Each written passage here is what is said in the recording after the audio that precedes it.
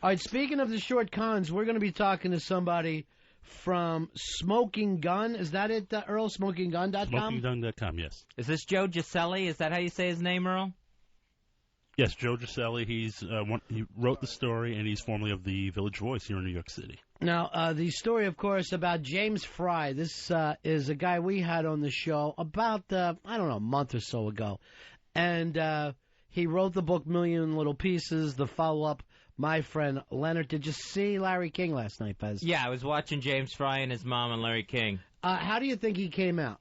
I don't think he came off well. He kind of kept going back to the same stock lines of answers. Like he was a defendant and he was in front of Congress. Yeah, like he kept saying he stands behind the essential truth of his book. So here's basically what I know of the story. He wrote the book Million Little Pieces, and that's about his time in the rehab system. And I believe that was in Minnesota. I think he was part of Hazleton. And I'm going to tell you, it's a pretty good book. The follow-up, also a good book. The same thing. It's being picked up. It got picked up by Oprah Winfrey. It's sold 3.5 million copies already.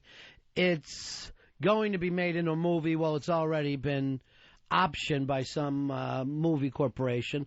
So the guy's life couldn't be going any better. So apparently Smoking Gun, they look into the story, try to find out the fact that he never did this time in jail. He was on the Larry King show last night, never said, I didn't go to jail, but never said that he did.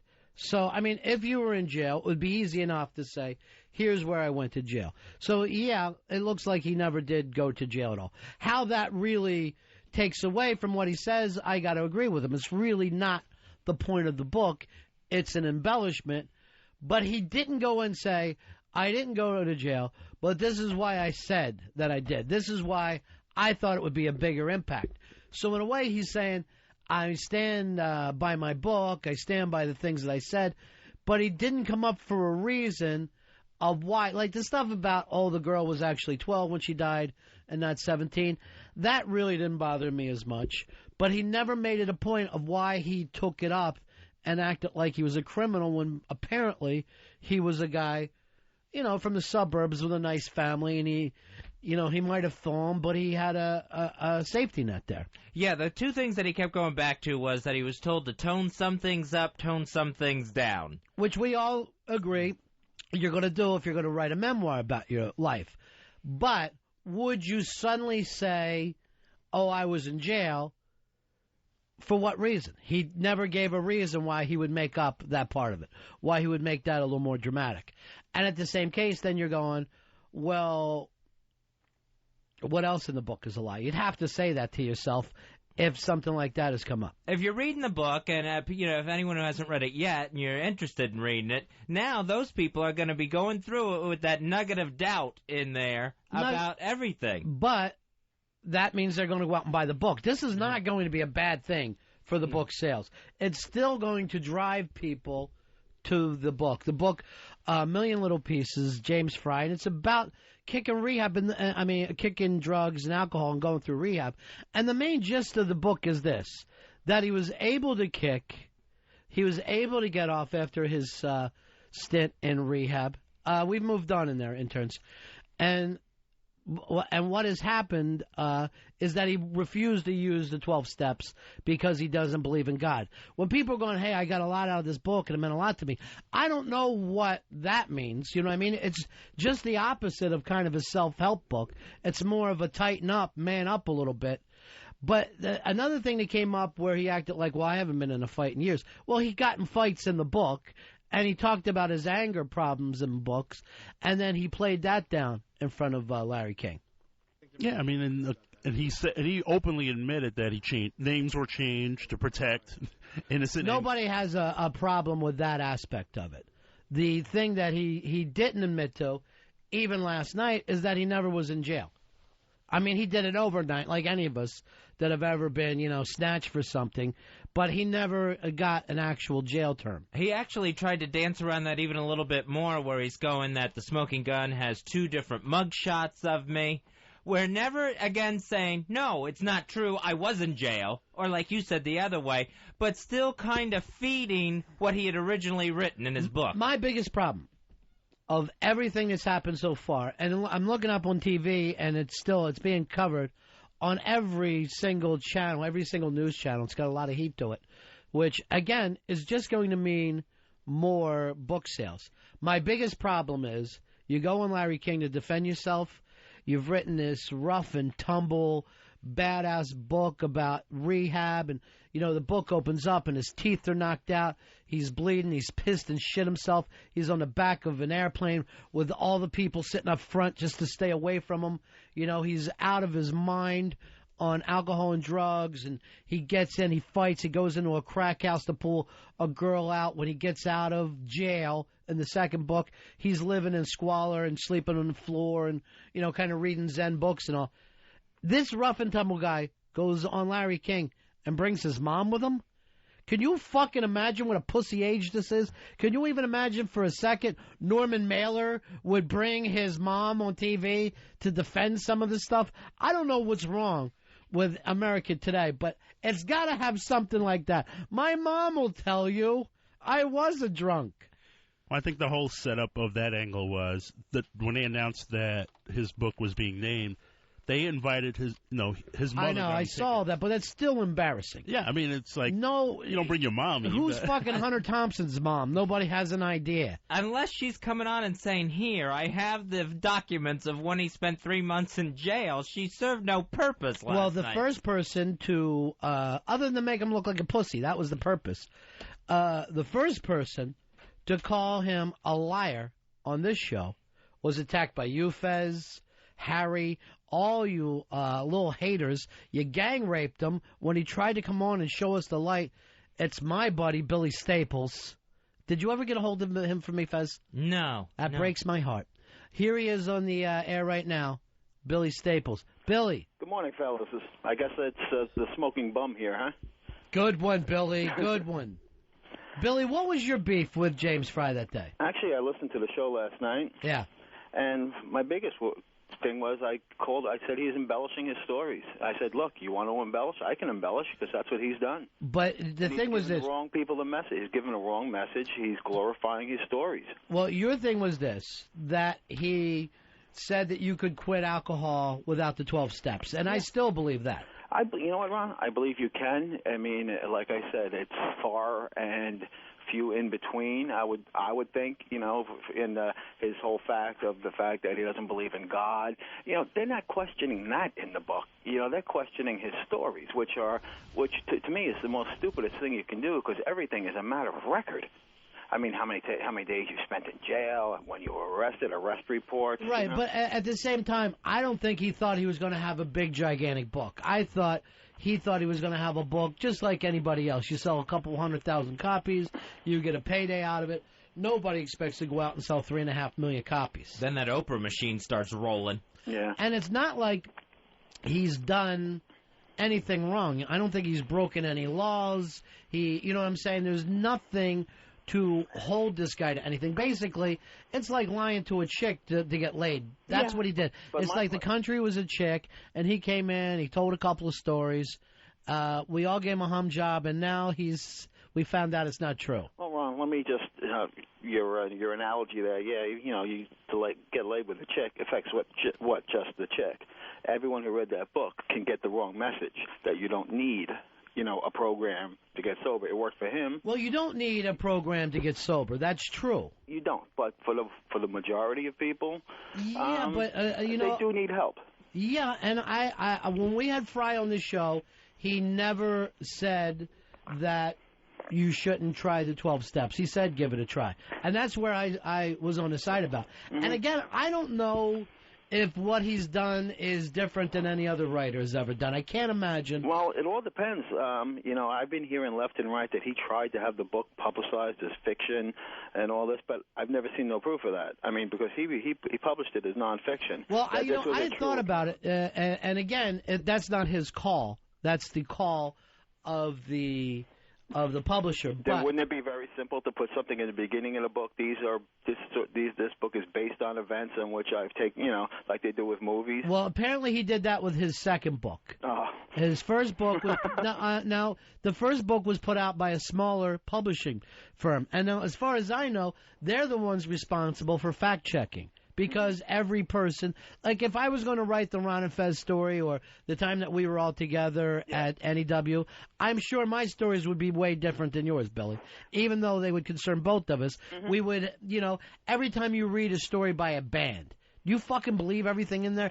Everyone in the band is like, well, I was the only member of Guns N' Roses that really kept it together. You know what I mean? Everybody else was out of their mind. But I would think that when it came down to specifics, like being in jail for overnight or 3 months, that's a big one. I would say, like, if I said we were together 2 years and you said we were together 20, right? I think that would be a big, we might find some little inconsistencies. Right, I agree with that 100%, and that's what he's been exposed on.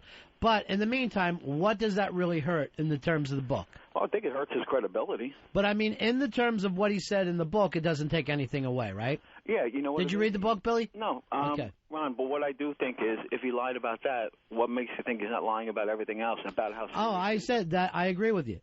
All that stuff has been exposed. How serious his drug habit really was, you know? I mean, because if you're a casual recreational user, it's easy you can quit.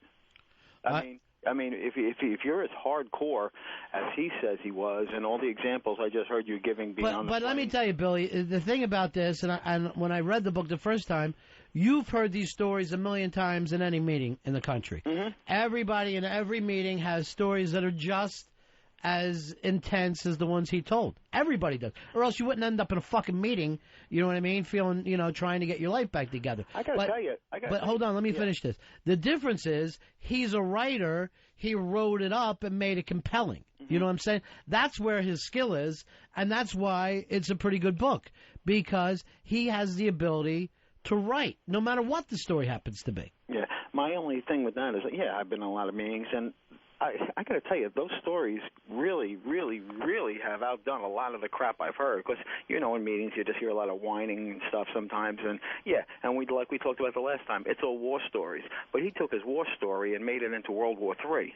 No, I disagree. I've been in meetings. I heard more compelling stories. Oh, yeah? Okay. I've been in meetings where people have, were driving drunk, killed their best friends. He didn't have anything like that. Didn't he say, though, he wasn't? There was one part of the book where he was involved in an accident. Yeah, there was some kind of thing where some people, but he didn't have to do it. It was like he got his heart broken before. Yeah, well, my first sponsor killed somebody in an accident. So, right. It's not... So, I've heard incredibly compelling things before that, to me, were more impressive than his. His stuff was really not about what he did to get in, the gist of the book, but what it's like to go through rehab. That was the main part of the book. They actually brought up last night the possibility of just creating a new category of book, creative nonfiction. Oh.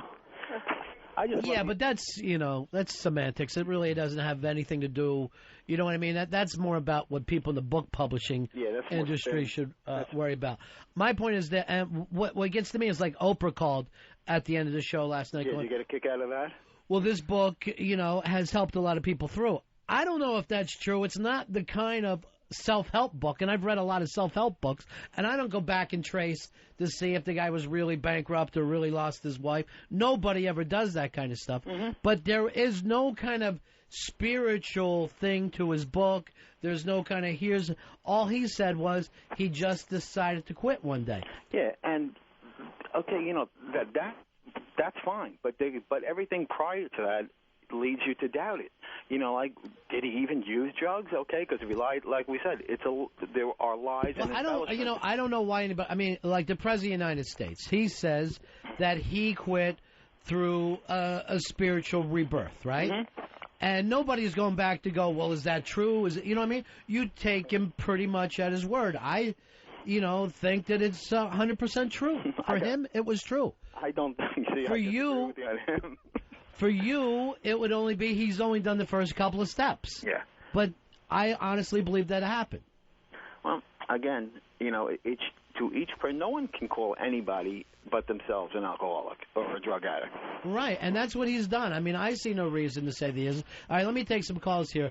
Billy Staples on this. We're talking about James Frey. And coming up a little bit, we're going to have the folks on from Smoking Gun that exposed him. And you guys did give the opportunity to break this first, so. What's that? The fact that this book was, Oh, you mean you? No, it was on your show. He's saying he's the one who did it first. And He's you were. the original Smoking Gun. You really were, except for you didn't back it up, and they actually went out and did the work. You got to learn to do more paperwork, Billy. Yeah, I don't have the... All right, here's Peter. Peter, you're on the Ron and Fez show. Hey, guys. Yeah. Hey, I read the Smoking Gun article this morning, and one of the things that really upset me was a couple of things. He had said that, he had caused a near riot in Ohio by running over a police officer. Yeah. And then it turns out that they interviewed the arresting officer who basically saw this guy weaving around a parking lot, walked up to the police car, saw that he had a half a can of Pabst Blue Ribbon in his lap, and took him in without any incident whatsoever.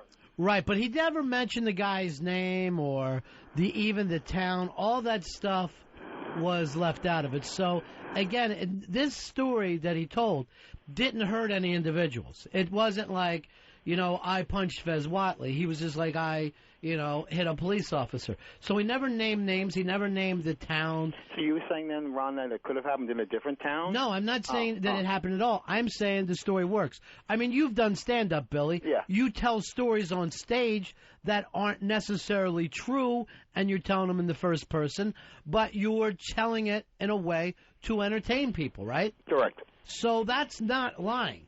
That's entertaining. Mm-hmm. And that's basically what the book really comes down to. It may not have happened, but to him it's a truthful story. But do you think that 3.5 million people, I mean, obviously I've never saw my stand-up, would actually believe or take to believe that it's true? Because, I mean, from his account, it's meant to be true. I mean, when you listen to a stand-up, or watch yes, when you are listening to this, when you're watching a stand-up and you're listening to a stand-up, there has to be a believability there. Whether it's stand-up comedy, a movie, a story you're reading, there has to be believability there. Of course, but also it didn't say in the beginning of the book this is comedy. Take it for what it's worth. But you're saying, okay, in your case, you don't have to be truthful all the time, and that's basically what he's saying. He's there to spin a yarn. Yeah, but again, the whole thing comes down to now is believability. But that's for you or whatever. I mean, you could not believe any book, and it really doesn't come down to that. I mean, maybe it does for the publishing industry, but how does it for a reader? For a reader, you take what you get. When you're reading any story, any story at all, and we talked about like David Sedaris or whatever. Mm-hmm. Why are only hilarious things happening to David Sedaris when he travels and not to me?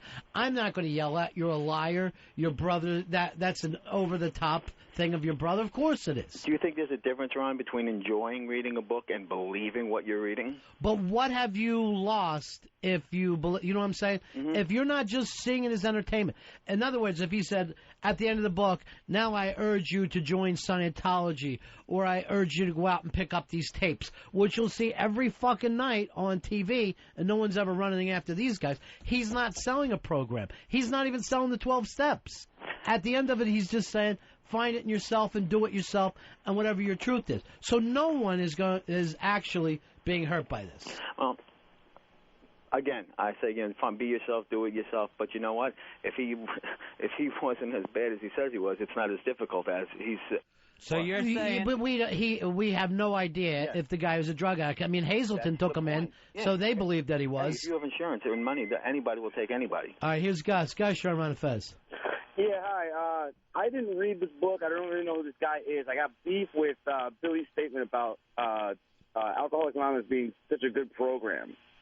It really isn't. It has like a 1% better success rate than just quitting cold turkey on your own. Wait a minute. What are you saying?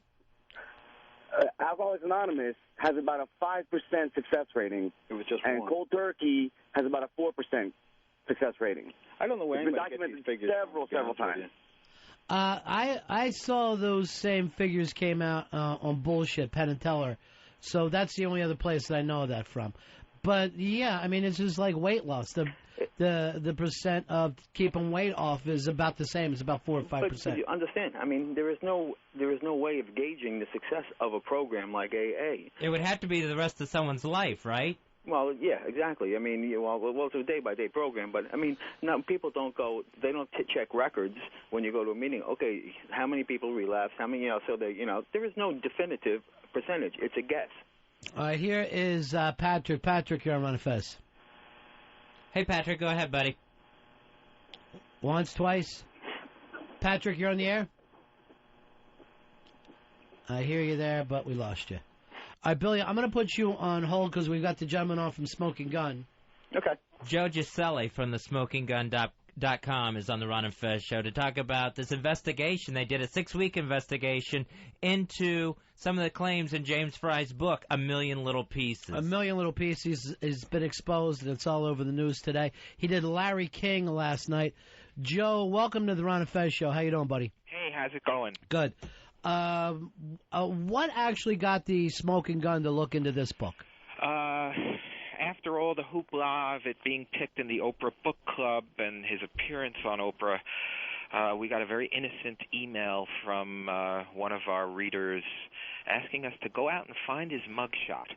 And we have a very popular mugshot gallery on our site. That's one of the most visited parts. Nick Nolte's still my favorite. Yeah, a lot of celebrity mugshots there. Yeah, celebrity mugshots, and it's not unusual for us to go back and find a picture of a celebrity who got in trouble many, many years ago. Like we have Bill Gates' mugshot, for instance, an amusing picture of him from many years back, some traffic stop. So we thought we'd go out and find best-selling author James Frey's mugshot. And we thought it would be a very, very easy task because he writes about, being such a bad boy and being in jail for, 3 months and et cetera, et cetera. And we had a hard time finding evidence of his crimes. And that's really what led us down this path. That and we knew about the controversy surrounding the book. Since its publication, a lot of people have questioned some of the more outlandish stories in the book. Now, and all you've really done is run down the one story, though, the fact that he never apparently did any jail time whatsoever. That's correct. Yeah. I mean, there's 3 or 4, very big points we make in the book. Basically, what we did is deal with his contentions, the things that we could find public records to back up. He says, I'm an alcoholic. He says, I'm a drug addict. He says, I am a criminal. The criminal part of it is what we focused on. And everything that we looked into in terms of him spending time in jail, in terms of him having a major melee with cops, also in terms of him being a target in a big drug investigation that involved the FBI, and his role in a tragic train crash that supposedly killed his childhood sweetheart. Everything that we looked at, we found to be not as he'd written, and essentially his appearance on Larry King last night has validated every single word we've written. And now you actually talked with him, right, James Frey? Yes. There was a series of interviews with the editor and managing editor of the site along the course of the reporting process. What did you feel about him last night on TV? How do you think he came off? He sounded like a politician. Yeah. Just spinning out the party line about the difference between memoir and not. Hold on one second. Yeah, another mugshot came nervous. in. I mean, when his mother came on, he was constantly drinking. Up his drinking. He didn't make much eye contact. He looked pretty, just kind of not making eye contact with Larry and just kind of staring straight ahead. And at the end of the show, when Oprah came on and fixed his boy, he kind of looked like O.J. did after the verdict was announced. That was kind of a save-the-day moment. Yeah. Well, for him, he looked like, huh? Even Oprah is saying like, it's okay with Oprah. I'm innocent. He looked shifty, and he looked kind of like the liar that he is. But all involved in this, pretty much a no harm, no foul. I'm sure if you followed along with most autobiographies or whatever, and we were bringing up every time you read something by any of the Red Hot Chili Peppers who've written books. Right. They were, oh boy, we did this and that. Everybody's a tough guy. But do they then go on like radio talk shows and talk to Matt Lauer and go on TV and have interviews with publications and bloggers and say that what they wrote was real? So you're, there's not going to be any lawsuits against the guy, right? Oh, we're as afraid of a lawsuit as we are. We're afraid of a guy named Snapper coming to break our legs. Right. So nothing is going to go down between you guys and him, and nobody's going to sue him over this book either. Right? I mean, he hasn't damaged anybody's. The best they could do, and in fact, Random House has agreed that their policy always has been if you're not satisfied with the book, you can get your money back. So that's nothing new from Random House. That's nothing new, apparently. Yeah. Originally, it was reported that it was an unprecedented event. I'm sure they're not happy about it, and I'm sure just a handful of people will. It's just a silly little book and $10 or $15. We're talking to Joe Giuselli from the SmokingGun.com. They've got their investigation online into some of the claims that James Frey wrote in his book, A Million Little Pieces. Now, he also talks about in A Million Little Pieces, there's not much of it has to do with jail term. But I did read the next book, Leonard, and it opens with he is in jail, and he's reading the book to, Yeah, he's reading Tolstoy to a double murderer illiterate. Yeah, and it basically is the big black guy from, what's that movie? The Green Mile? Yeah, it's The Green Mile. He's basically Porterhouse. Yeah. He's reading to the Green Mile guy. Porterhouse is a great name. So, but essentially last night on Larry King, he talked about there is a disclaimer in My Friend Leonard.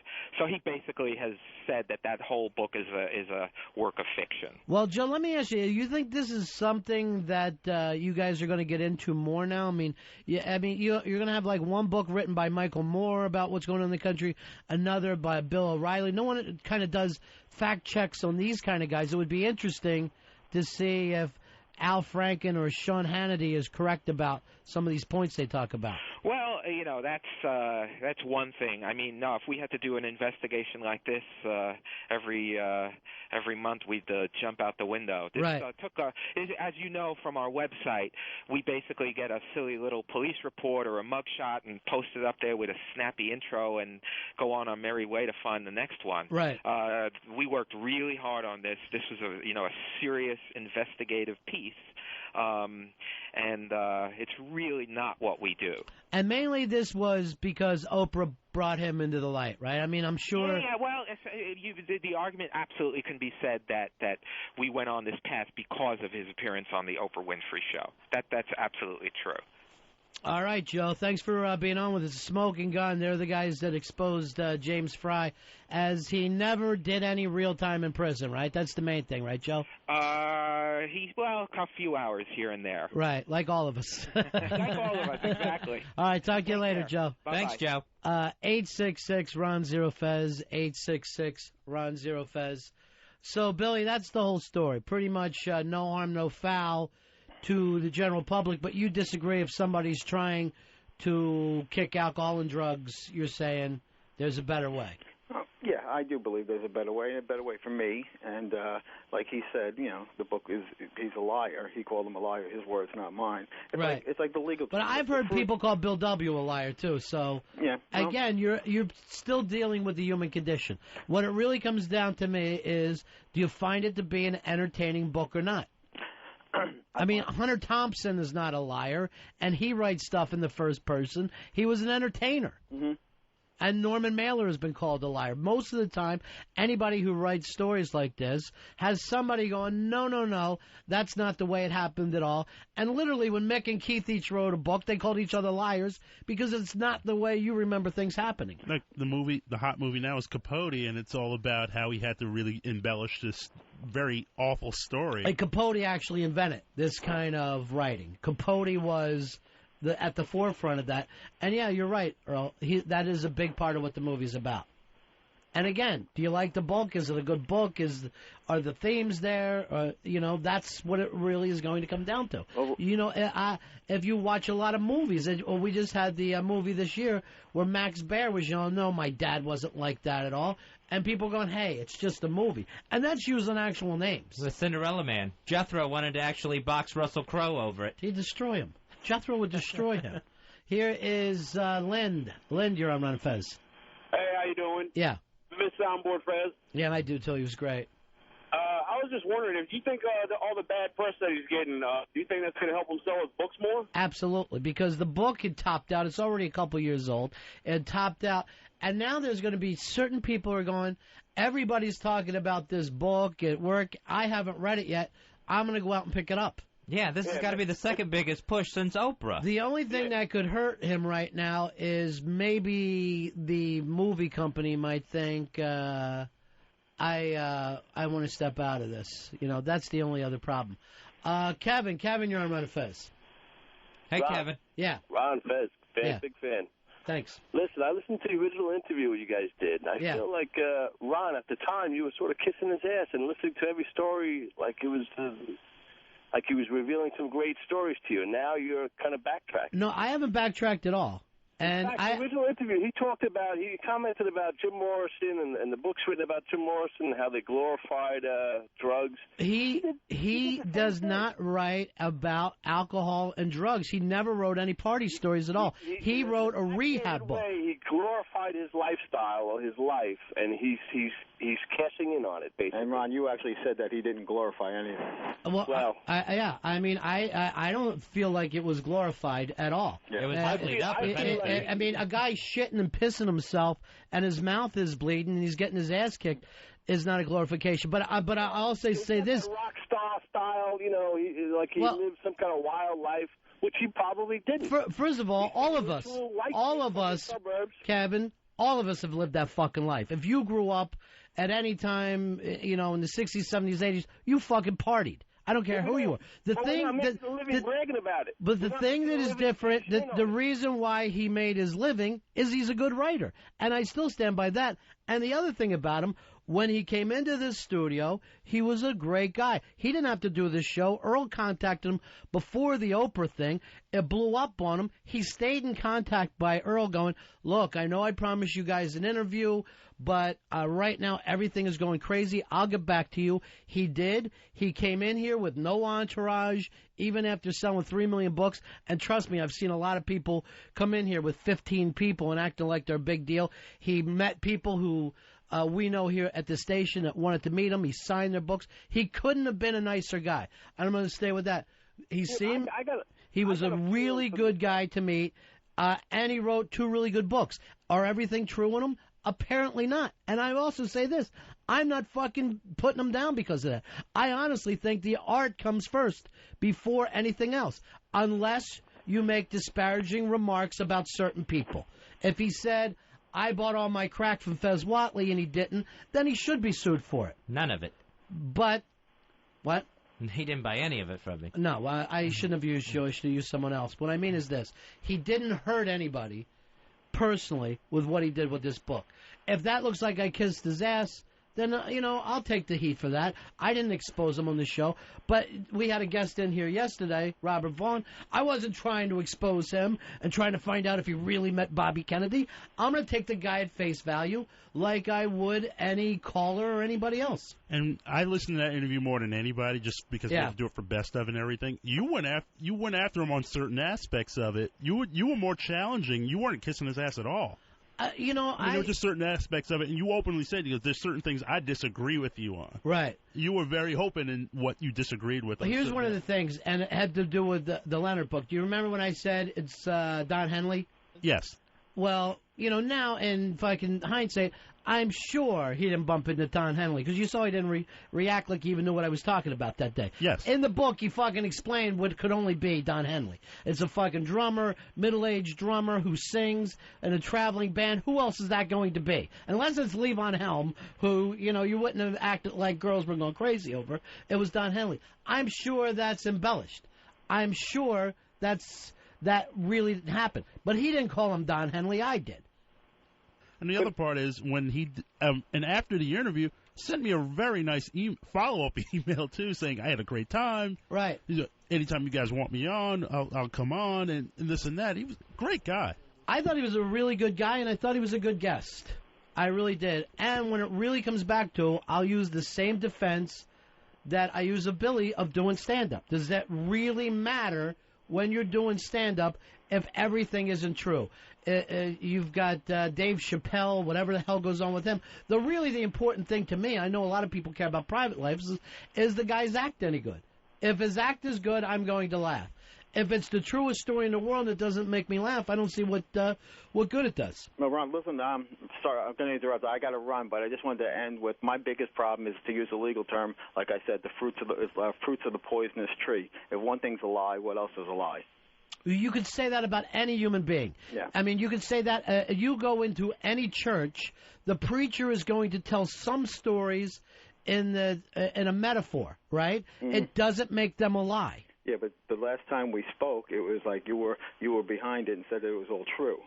I never said everything was true. I said, and my only argument with you, Billy, is you don't have to use the 12 steps as a religion. Mm-hmm. It's not the only way to quit. Well, you just said also, to not to nitpick, but it didn't hurt anybody personally. Who knows? I mean, do we know that somebody didn't read the book and stopped going to rehab or whatever? Do we know that anybody read the 12 steps and fucking tried and worked as hard as they can and fell off? Do we blame that on the steps? Do we blame that on Bill W? Do we blame that on everyone in the meeting? No. It's fucking personal responsibility. It's it's a disease, and then that comes back to my point. Where's his credibility? Again, I don't know whether it's a disease or not, Billy. I don't want to get into that argument. But if you can't defend these things, if you're saying I backed him up against you, that's just not true. Okay. All right. Well, I'm glad to see that that these guys at the Smoking Gun ran with this, and that was very surprising. Well, they didn't run with what you said. No, you fucking said that. Well, what they said is he never went to prison. They never said that the guy's doing alcohol or drugs. They never said that. Yeah, but they did say he was a liar, and the guy just said it on the phone. So. Billy, I know that you're a liar too. You fucking told me you were sober at times, and I found out later you weren't. Do I believe you today that you're sober? Yes. Mm-hmm. I'm not going to fucking hold you to every lie, and you're not going to hold me to every lie. No, but it's a human condition. But I'm not. Okay. You're not what? I'm not writing a book about it. But you are going on the radio praising yourself and how the steps work, and I've got coins, and then the next time we see you, I'm fucking partying again. I'm sure that hurts some people, but you know what, Billy? That's up to each person. I'm not holding you responsible for it. And I haven't taken hits for that? What's that? And I haven't taken hits for that? Well, you haven't taken the same hits that James Frey's taken. No, that's true. It's based on how well known. But exactly. That is the only reason why this guy is taking hits, because he got very successful with this book. And believe me, he's not the target. The target is Oprah. And Billy, if you and your mom can get on Larry King, I'd watch. Interesting. I don't think she'd do it. All right, Billy. I got to run, guys. Thanks See you a lot. later. Bye. Oh, boy, he's aggravating. Billy's aggravating. 866-RON-0-FEZ. 866-RON-0-FEZ. Here's David. David the trucker. You're on Ron and Fez. Hey, I totally agree with you there, Ron. I'm an alcoholic, and, by the way, hey, buddies, how you doing? Hey, buddy. Hey, and, the thing about it is, this guy wrote this book, and I'm sure it was part of helping him to, keep himself sober by, a lot of times they want you to journal and things like that when you're in rehab. And, the whole thing is that no party foul if there's some embellishment in here, because if this book is entertaining enough to some people, and it speaks the message that you can get sober without the 12 steps if they don't work for you, and that's the real message here. The thing is if this thing gets one person to get sober that needed help of this book, then it's done its job. I don't think that's what his job is. I think the job of any writer is to entertain. And I'm not defending the fact that he sold it as James Frey and it's not. But, you know, Albert Brooks has a movie coming out where he's playing the part of Albert Brooks. Doesn't mean this fucking happened to him. He's playing the part of Albert Brooks. Again, should he have said this? Obviously.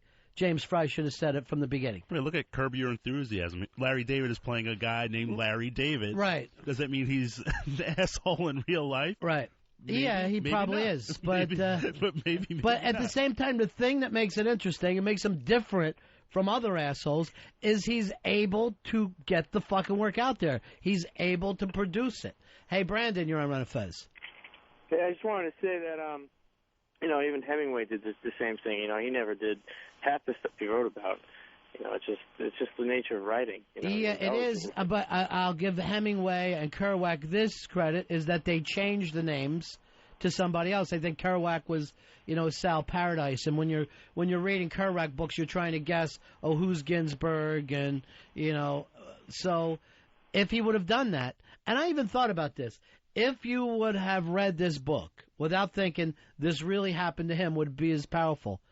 And the fucking answer is no. The thing that grabs you as a reader is that you do think that it's a true story. Yeah, the scary experiences that actually happened to one person. But you know, any of us could say, and you always have, if I ever wrote all this shit down, you wouldn't fucking believe it. If I told you what me and my old running buddies did, you wouldn't believe it. Everybody feels like they got a book in you. The thing that matters is this guy isn't actually a good writer, unlike, you know, 99% of the rest of us. Hey, Tony, you're on Run of Fez. Hey, Ron, how you guys doing? Yeah. Hey, I totally agree with you, and I think it's just the kind of a case with the smoking gun guys. They're kind of like the nerds picking on the cool kids. It's like they're looking for something. This, like you said, this would never have happened if he wouldn't have been on Oprah. Well, it's more of an attack on Oprah and her book club that they think is hokey or, you know, trying to mass-produce real literary credit. And I think that's their problem. But on the other hand, James Frey was probably the nerd who tried to make himself look more like the cool kid in the book. You know what I mean? That's most true. writers do that because, you know, again, to go back to Kerouac, he wasn't the fucking cool guy. He hung around with fucking Cassidy. There's the fucking cool guy. Dean Moriarty. That's who he was fucking writing about.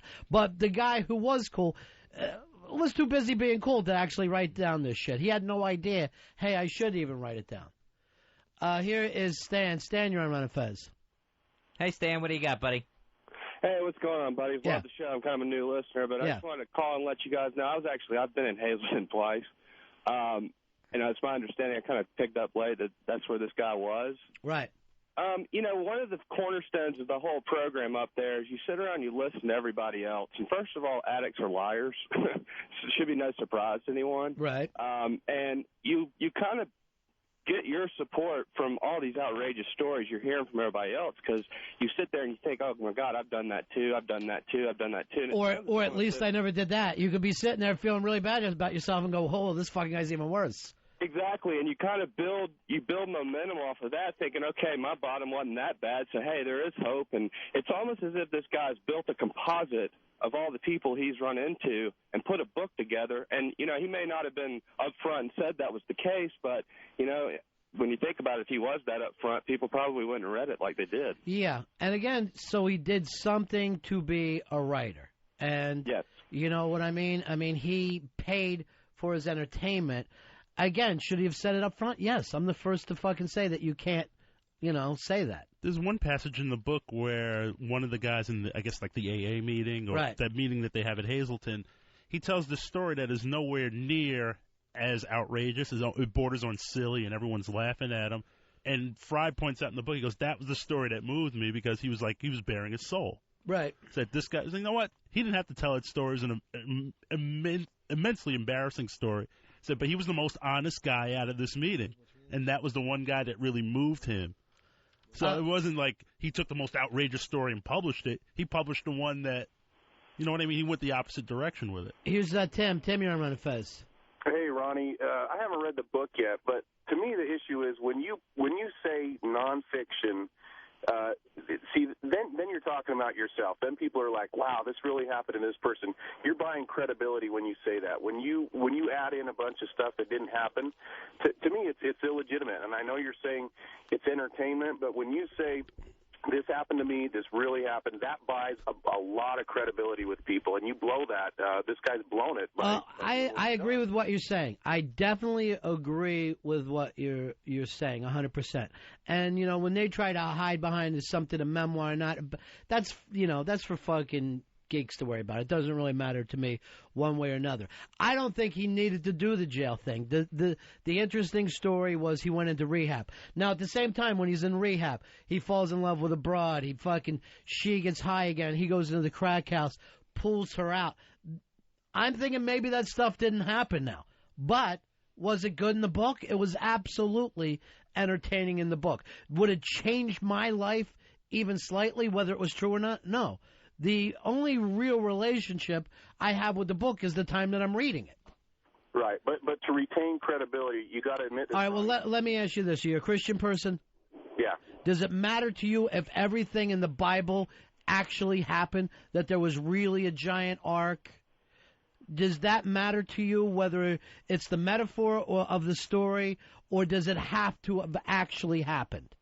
Well, yeah, I mean, that's a good point. I think you, as you read it, you try to figure out what do you think is real to you and what do you think is metaphorical. That is the same thing as if you're reading James Frey's book. It's the same exact thing. You have responsibility as a reader to say to yourself, what am I taking? I don't care if you're reading a textbook. I read books in school that were handed me by teachers that later I found out, well, wait a minute, that's not exactly true. That's, the U.S. wasn't as squeaky clean as we let on, but that's part of what you have to do every day as a reader. And if you take it like that, the biblical lessons don't lose their credibility, Tim. That's a good point, but see, the Bible is a compilation of bunches of writers. This guy was People would tell you that the Bible is 100% truth. The Pope will say it. Billy Graham will say it. The preachers will say it.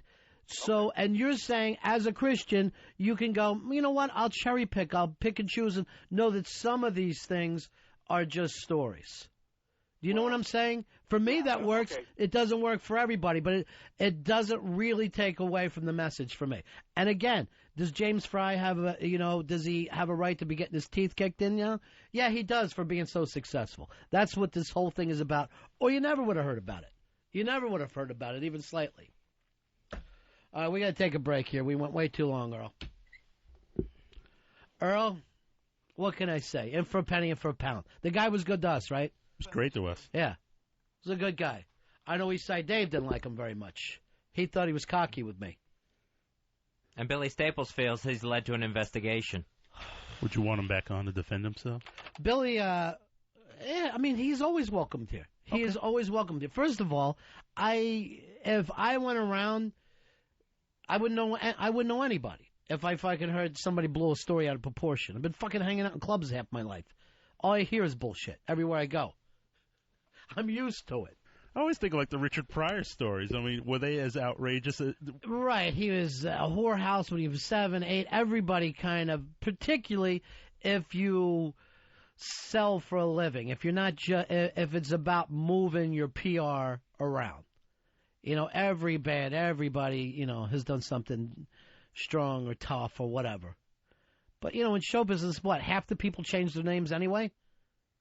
Yeah, all the time. You're not going to be able to tell a story of, when I was a kid, it was pretty dull. Really, all summer long we did nothing.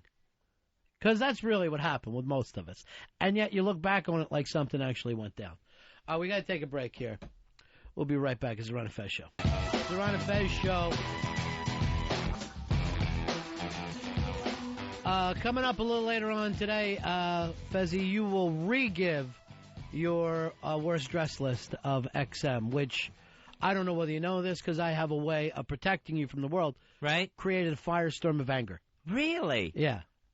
I try to give some helpful advice on how people should dress, and that's how we're paid back. I have given Master Poe a picture of Charlie Logan and said, do not let this gentleman in the building.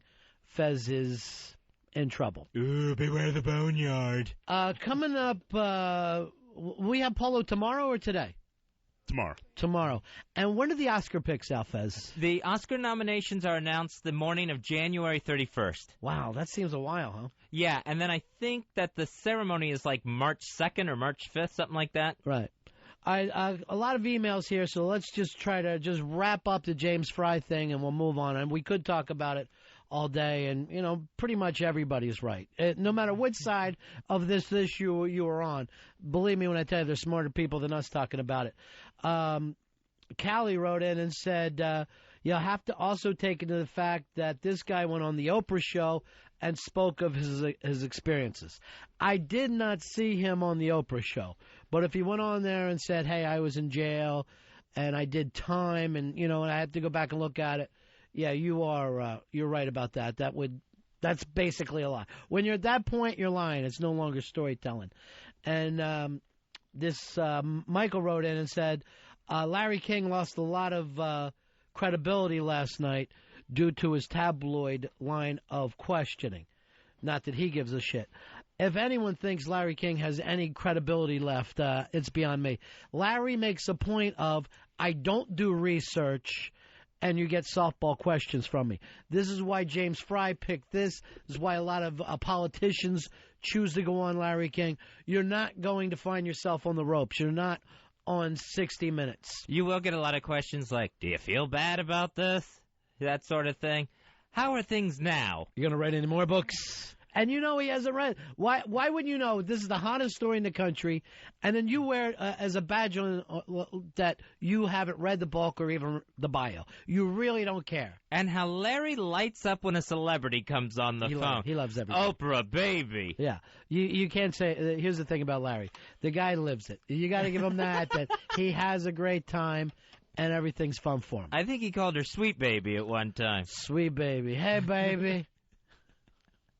They should just start playing Macy Gray whenever Oprah calls in and just act like that's her new hit. It was a love fest. Yeah. At least people are talking about books again. You got to give them that much. All right, it is the Ron and Fez Show. 866-RON-0-FEZ. 866-RON-0-FEZ. Another nightmare that won't go away from me, Fez, is your gambling that's going on with Elfish and the Cosmic Circus right now. Yeah, it's now up to